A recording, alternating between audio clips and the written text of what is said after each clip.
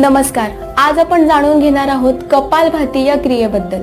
अर्थात एक अशी क्रिया ज्यामुळे आपल्या कपाळावर आणि चेहऱ्यावर तेज उत्पत्ती होते आणि शरीराची शुद्धी होते, तिला कपालभाती असे म्हणतात. बघूयात की कपालभाती ही क्रिया नेमकी करायची कशी.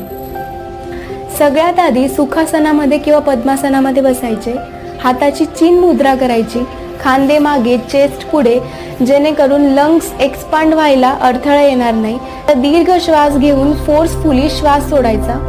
आता कपालभातीचा निषेध म्हणजे कपालभाती कोणी करू नये. तर गर्भवती स्त्रिया, पोटामध्ये एखादी सर्जरी झाली आहे, पोटामध्ये अल्सर्स आहेत, हर्निया आहे किंवा हर्नियाची आत्ताच सर्जरी झाली आहे, अशा लोकांनी कपालभाती करू नये. कारण जेव्हा तुम्ही कपालभाती करताना तेव्हा तुमच्या पोटातले जे मसल्स असतात ना, ते इन्व्हॉल्व होतात आणि त्यामुळे ह्या लोकांना त्रास होऊ शकतो जर त्यांनी ही कपालभाती केली तर. कपालभातीचे फायदे